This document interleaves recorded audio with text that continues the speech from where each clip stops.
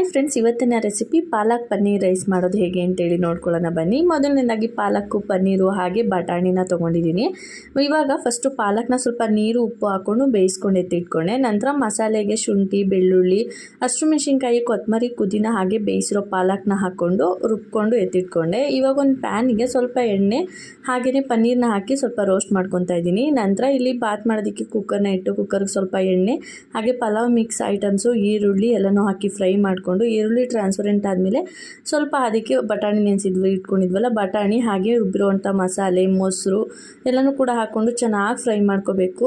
ನಂತರ ಇದಕ್ಕೆ ಅಕ್ಕಿನೂ ಕೂಡ ಸೇರಿಸಿ ನಾವು ಏನು ಫ್ರೈ ಮಾಡ್ಕೊಂಡಿದ್ವಲ್ಲ ನಾವು ಪನ್ನೀರು ಅದನ್ನು ಕೂಡ ಸೇರಿಸಿ ನೀರು ಎಷ್ಟು ಬೇಕೋ ಅಷ್ಟು ನೋಡಿ ಹಾಕ್ಕೊಂಡು ನಂತರ ರುಚಿಗೆ ತಕ್ಕಷ್ಟು ಉಪ್ಪು, ಸ್ವಲ್ಪ ನಿಂಬೆಹಣ್ಣು ಇದಿಷ್ಟನ್ನು ಹಾಕ್ಕೊಂಡು ಒಂದು 2 ವಿಷಲ್ ತೊಗೊಂಡ್ರೆ ನಮಗೆ ಪಾಲಕ್ ಪನ್ನೀರ್ ರೈಸ್ ರೆಡಿಯಾಗಿ ಹೋಗ್ಬಿಡುತ್ತೆ. ತುಂಬ ರುಚಿಯಾಗುತ್ತೆ. ಒಂದು ಸಲ ಟ್ರೈ ಮಾಡಿ ಹೇಗೆ ಬಂತು ಅಂತೇಳಿ ತಿಳಿಸಿ. ಥ್ಯಾಂಕ್ ಯು ಸೋ ಮಚ್ ಈ ವಿಡಿಯೋ ನೋಡಿದ್ದಕ್ಕೆ.